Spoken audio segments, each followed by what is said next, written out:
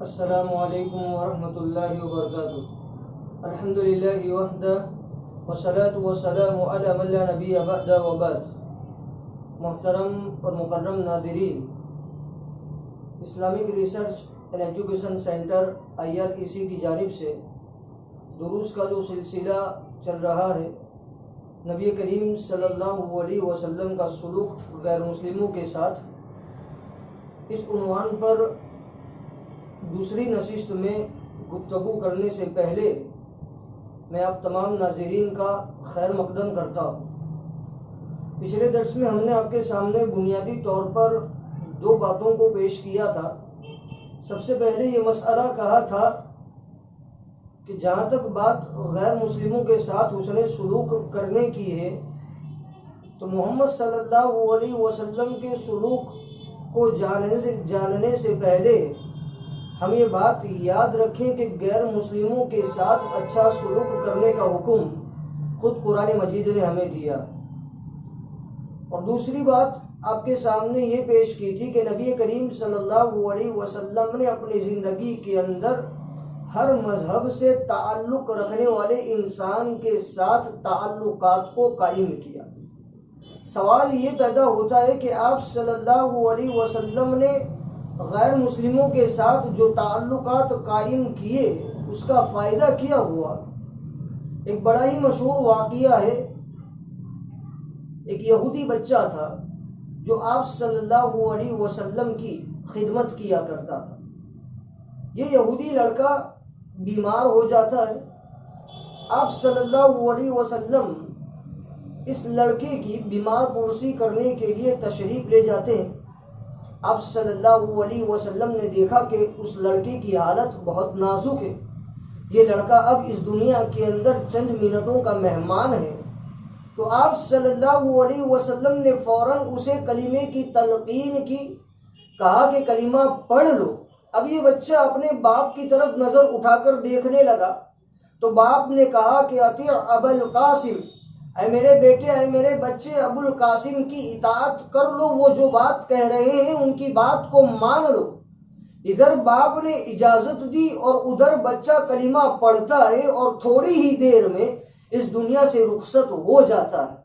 آپ صلی اللہ علیہ وسلم کو اس بات کا غم نہ ہوا، اس بات کا دکھ نہ ہوا کہ جو بچہ اس دنیا کے اندر آپ کی خدمت کرتا تھا اب وہ اس دنیا کے اندر نہیں رہا ہے، بلکہ آپ صلی اللہ علیہ وسلم کو اس بات کی خوشی ہوئی کہ ایک یہودی لڑکا اس دنیا سے جاتے جاتے، اس دنیا سے جانے سے پہلے اپنے آپ کو جہنم کی آگ سے بچا کر اس دنیا سے رخصت ہوا۔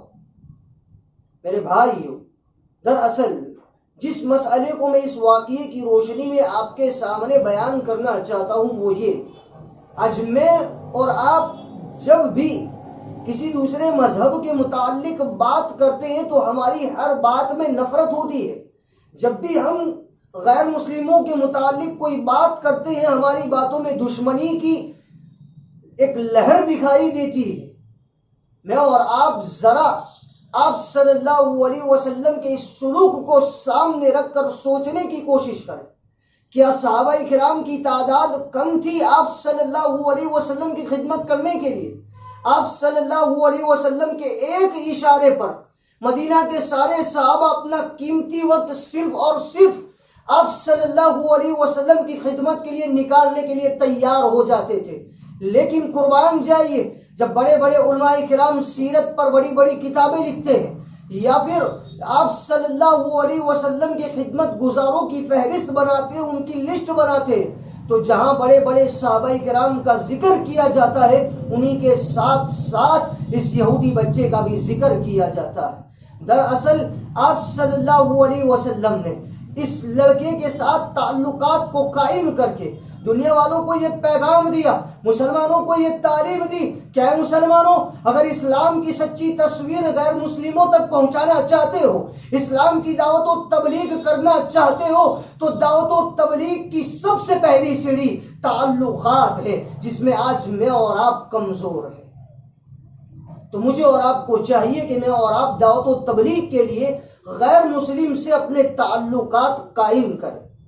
دوسرا مسئلہ جو اس موضوع پر مجھے آج آپ کے سامنے بیان کرنا ہے وہ یہ، آپ صلی اللہ علیہ وسلم نے اپنی زندگی کے اندر ہر انسان کے حقوق کی ادائیگی کی، چاہے پھر وہ کافر ہو، چاہے پھر وہ مشرک ہو، چاہے پھر وہ عیسائی ہو، چاہے پھر وہ کسی دوسرے مذہب سے تعلق رکھنے والا ہو۔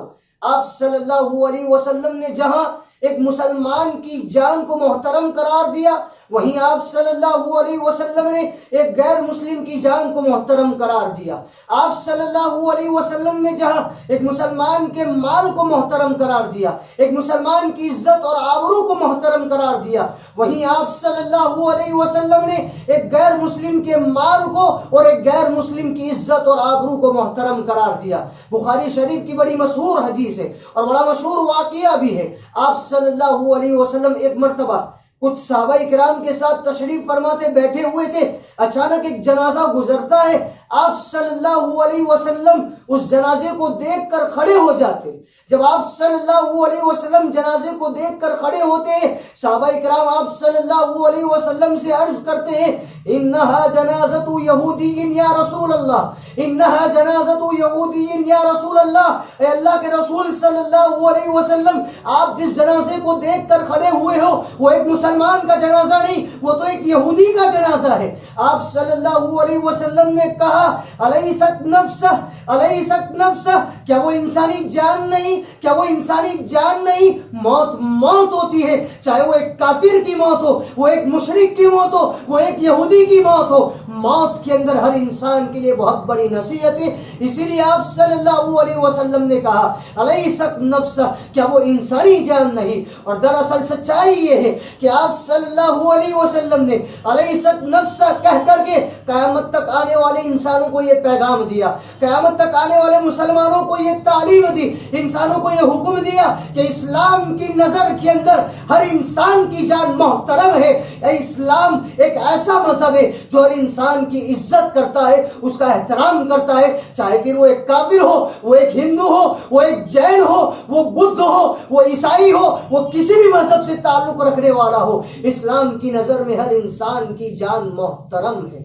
میں آپ کے سامنے اس حدیث کی روشنی میں جس مسئلے کی وضاحت کرنا چاہتا ہوں، یہ آپ صلی اللہ علیہ وسلم کے اس عمل کی بنیاد پر جو مسئلہ آپ کے سامنے رکھنا چاہتا ہوں وہ یہ کہ میں اور آپ آج غیر مسلموں کے خلاف جتنا زہر اپنے سماج کے اندر پھیلا رہے، اس زہر کو پھیلانے سے زیادہ غیر مسلموں کی عزت کرے، ان کا احترام کرے۔ یہ آپ صلی اللہ علیہ وسلم کی تعلیم ہے اور آپ صلی اللہ علیہ وسلم کا اسوہ ہے۔ انشاءاللہ اس موضوع پر کچھ اور باتیں آئندہ درس کے اندر آپ کے سامنے پیش کی جائے گی۔ رب العالمین سے دعا ہے الہ العالمین پروردگارہ مجھے اور آپ کو کہنے اور سننے سے زیادہ عمل کرنے کی توفیق عطا فرمائے، آمین۔ وآخر دعوانا الحمدللہ رب العالمین۔ السلام علیکم ورحمۃ اللہ وبرکاتہ۔